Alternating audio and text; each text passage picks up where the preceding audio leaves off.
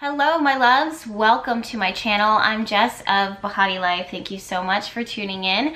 I'm really excited to start this video series for you guys because not only is it highly requested, but it's something that I've been wanting to do for a minute. For those of you guys that don't know, I'm Jess. I'm the creator of Bahati Life Apothecary. I am an intuitive, a tarot reader, and an astrologer, and I spent a good chunk, a really large portion of my life studying astrology for my own personal reasons, for my own personal benefit, and to kind of like understand what is this? What is this world? What is this experience? What are relationships? Is this real? Is this experience real? Those are some of the questions that I was asking and that I was seeking. And also I wanted to better understand myself and my connection to the world. And I used astrology to find those answers. You might be interested in astrology for your own personal reasons. A lot of you guys want to better understand yourself.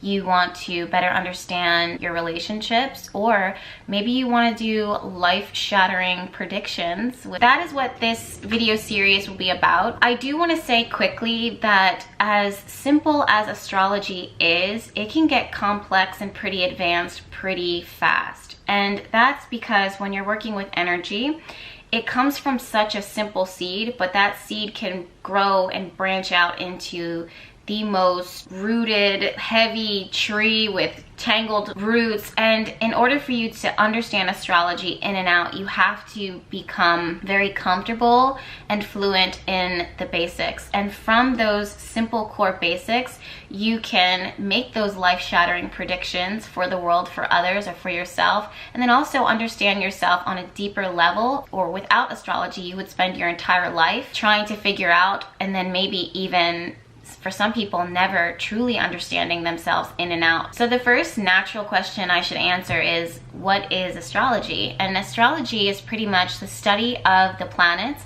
and how they impact us here on Earth. And one of my favorite ways to describe this is by saying, as above, so below. On a more personal level, astrology for me, and what I've discovered it to be, is almost like a roadmap or a toolbox that the divine, the high creator, the universe gives us to be able to decode and to find our way through this life. In this map of our lives, the natal chart or the astrology chart, you can use it to better understand yourself, your strengths, your weaknesses, why you were here. You can find confirmation and clarity and why your childhood was the way that it was, what it looked like.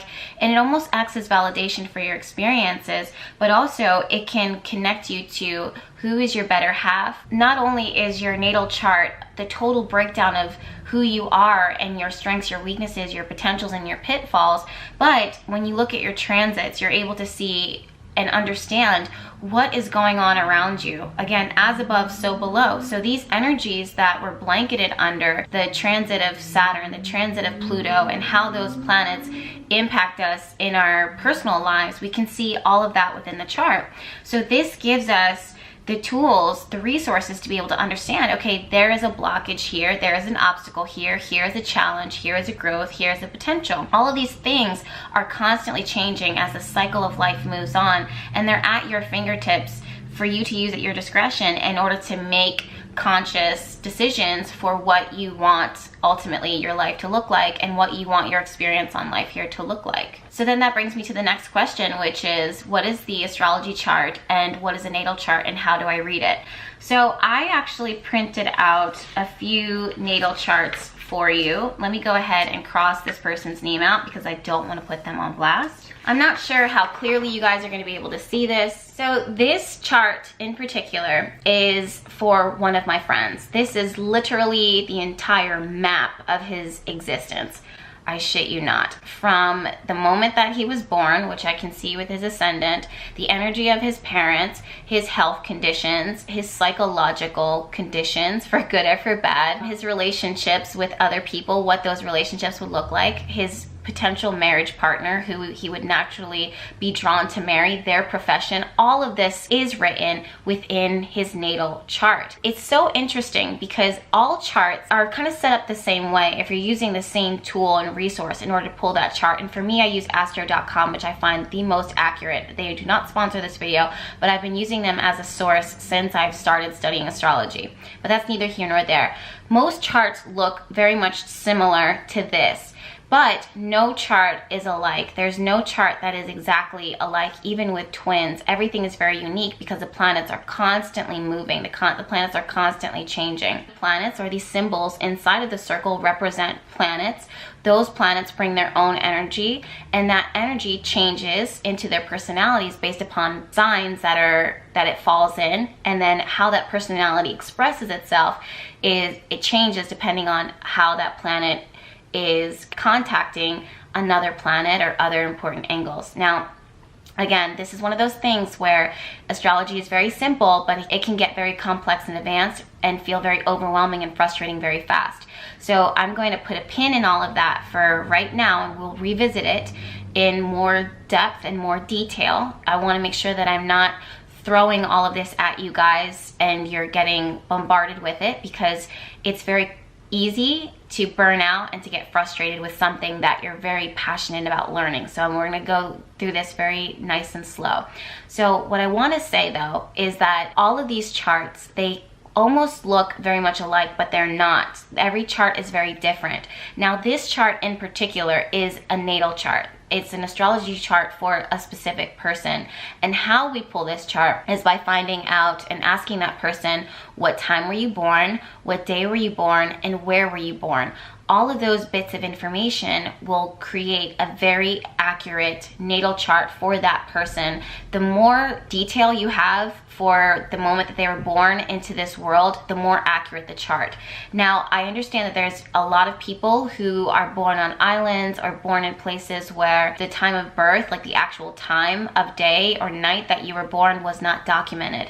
Your astrology chart is still valid, but it's kind of a little bit, I don't want to say more general, but the depth of it is a little bit more wider, meaning like the details of it are a little bit more wider. If you go to a trained professional astrologer, such as myself or someone else, we are able to ask you a series of questions to help you narrow it down, to narrow down your time of birth so that you can have a more accurate chart representation. But again, it takes a really trained professional to be able to do that, to ask those right questions, okay? Now, when it comes to the natal chart, this natal chart can represent a specific person.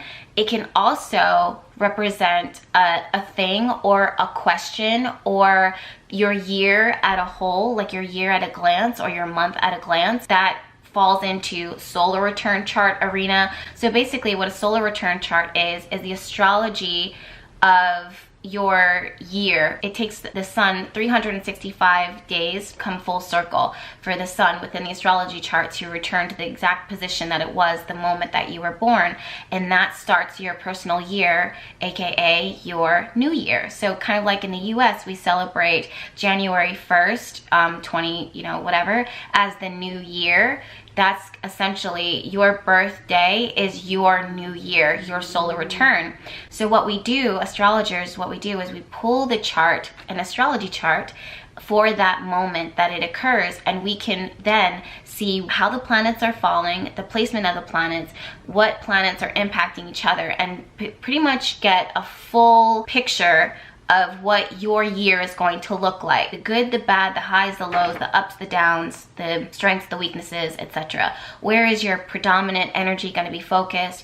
What are you going to be naturally drawn to? How are you communicating all those things? Let's say we go back to the natal chart. A natal chart is you. It's all of you. If that's all of you, that's all of the aspects of you, all of the energy of you throughout your entire life. So do you see how this one chart can be used for many different things to break down all of the energy of what we can expect to occur, to happen, the potentials, the challenges, maybe in that year if we're pulling just a solar return chart, maybe in that lunar return chart. The lunar return is your month as a whole, the next 28 to 30 days, and then also your entire life. Let's say you wanted to use astrology to understand a question. For example, horary astrology, I just love. I'm just totally obsessed with it. And basically what it is the breakdown of a question in order to find out what the outcome will inevitably be and the energy surrounding the question as a whole. We would just make a few minor adjustments when it comes to pulling the chart in order to get to that final conclusion, just to kind of tweak it a little bit. But ultimately, it's the astrology chart, the natal chart of that question and how it's going to impact. There's going to be astrologers who just stop calling it a natal chart. The reason why I'm using the word natal chart to describe it as an astrology chart is because it makes it easier for people to digest what it is. It's almost like the birth of that question, the birth of your year, the birth of your month, the birth of your life, and what that's going to look like. And all of that, again, can be found within the astrology chart. Now that we talked about that, it's time for me to take a few steps back before we dive forward and revisit the basics of the astrology chart, of the planets, of their energies and their qualities and the different signs, okay? So what we have here is a very sloppy astrology chart that I created before I started filming with this handy dandy Sharpie. For those of you guys that don't know me, I love a Sharpie pen moment. I love Sharpies. I use them to manifest intentions. I use them to teach you guys astrology. I just love a Sharpie moment. Anyways, that same natal chart, that same astrology chart that I was showing you earlier, let's see if I can make this adjust. Okay, is this, only I've removed all of the planets inside of the wheel. And the reason why I did this is because I want to break this down for you guys in a more simple way, right? So we have this wheel. So I'm going to do it this way. I'm going to use my finger to do it this way because this is how the planets move mostly, unless they're going retrograde. And when they're going retrograde, they kind of take steps back, right?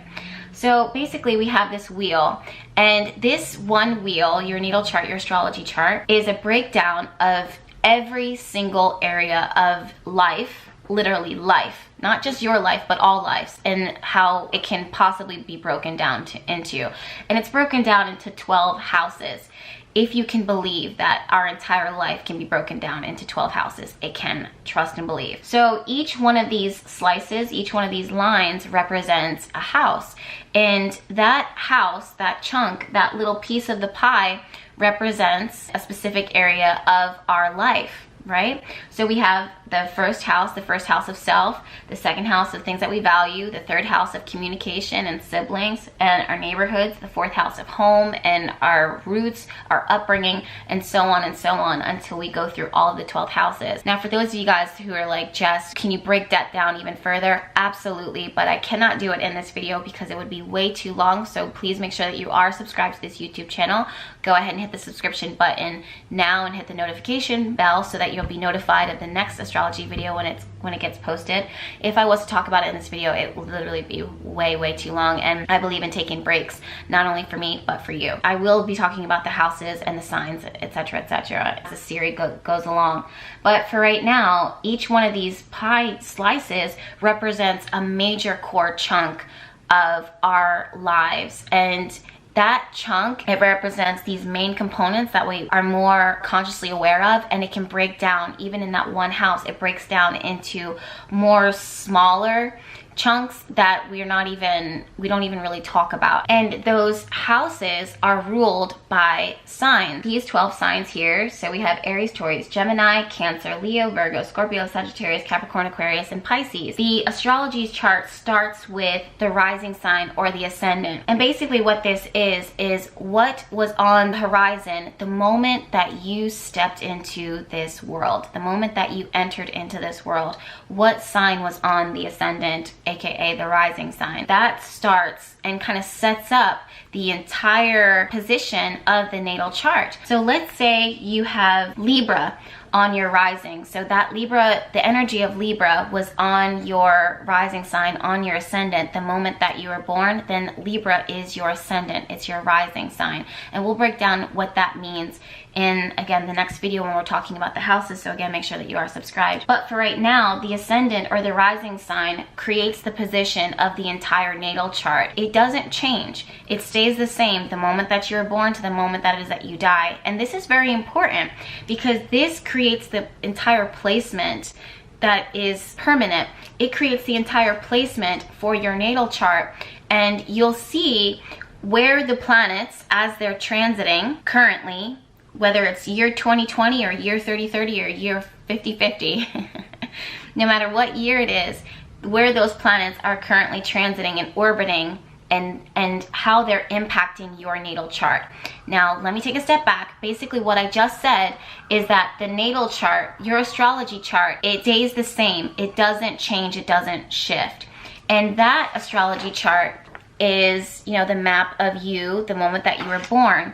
You use that chart in order to track the planets, transiting planets. Why transiting? Because they're in motion, they're constantly moving. And we'll see those planets here. I'm gonna bring up my friend's chart again. So we can see at the center, this wheel in the middle is his natal chart. It's his personal planets.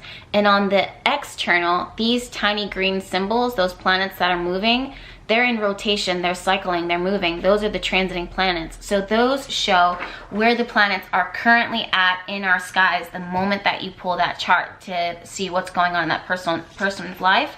And then basically what you do is you look to see how those planets, transiting planets, are impacting the person internally. If they're contacting one of their personal planets inside their natal planets, if they're contacting them at all, and when they contact, how do they react, right? Okay, so now back to this sloppily hand-drawn chart that I have here. This is when things start getting a little wonky and twisted, but I want to take my time with this and I want you guys to be able to understand it. Now, remember how I said that each astrology chart is so unique to that person? That is true, but let's take a step back and let's pull yourself and myself out of this. Let's pretend like this is not a natal chart and this is just the core basic astrology chart. So each one of these houses is ruled by a sign. And when I say that, remember, I'm not looking at your chart, I'm not looking at my chart, I'm looking at the chart, the astrology chart. Aries starts the entire zodiac. So Aries rules the energy of the first house. Taurus is the second of the zodiac. Taurus rules the second house, the energy of the second house. Gemini the third. Now, it's very important to understand the basics of that. We will dive into the energy and the qualities of each of these signs on a deeper level, again, in another video, because we have to just focus on what we're focusing on right now. It's very important for you to understand the basics of that because it's going to help you to understand the energy of the signs, the planets that rule it, and how they will work to express themselves and what it is that they find important or valuable or what their priorities are. If you look at all things for what they are, which is energy, you almost start to look at them as people expressing themselves, their personalities, the things that they like, the things that they don't like, because these planets, they definitely have their favorites and they have things that they hate. It's a known fact. If you look at it, it's like how these little planets, what makes them so unique, knowing them in and out, you can predict what they're going to do and how they're going to influence you because you know who they are. They're like little people expressing themselves. Like, that's the best way that I look at astrology. So we have these 12 houses that are naturally ruled by these 12 signs, and those 12 signs, Aries, Taurus, Gemini, Cancer, Leo, Virgo, Scorpio, Sagittarius, Capricorn, Aquarius, and Pisces are ruled by the 4 different elements: earth, fire, air, and water.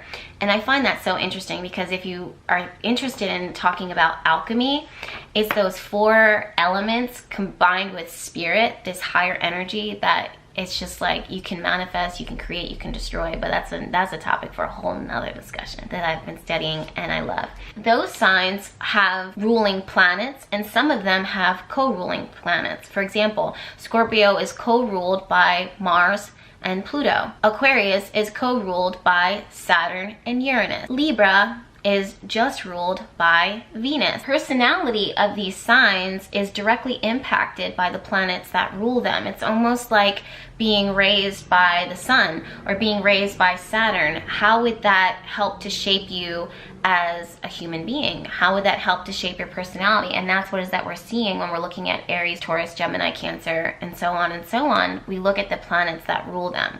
All right, so let me go ahead and grab my friend's chart, his natal chart, really quickly.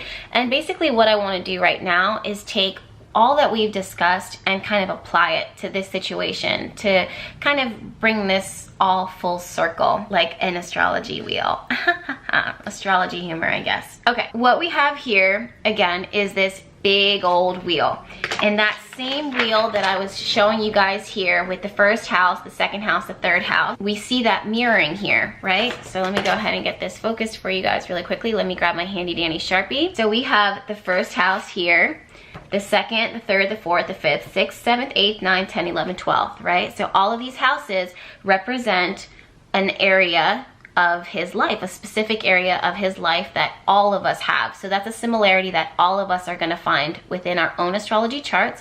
We're also going to see in, like, let's say a solar return chart, that what that area of their life for that year is going to look like for the most part, the energy of it, and so on, right? His ascendant sign or his rising is what sign was on the horizon the moment that he stepped into this world, the moment that he entered into this world. This will never change. This stays the same from the moment that he was born to the moment that he dies, and to infinity and beyond, because that's the energy, the lasting imprint, the lasting fingerprint, his legacy that he has left on this earth. We all make a difference on this planet, right? His starts with Libra. So this shows me that no matter where the planets are transiting in the world, I will be able to see how it's impacting him in his personal life. Why? Because at the center of this wheel, or inside of this wheel, these planets that are falling in all of these different houses representing certain areas and aspects of his life are being contacted, I'm gonna call it. They're gonna be connecting with the planets that are transiting on the outside, the external. I like to think of it as, what are they doing?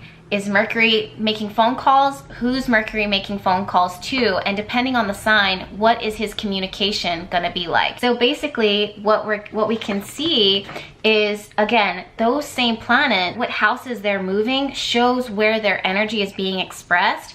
And the house that it's falling in will show you how it expresses itself, and what planets it's contacting shows who it is that it's giving that energy to, who it is that it's talking to, whether it be in irritation or with joy, love, pleasure, whatever. It all depends, right?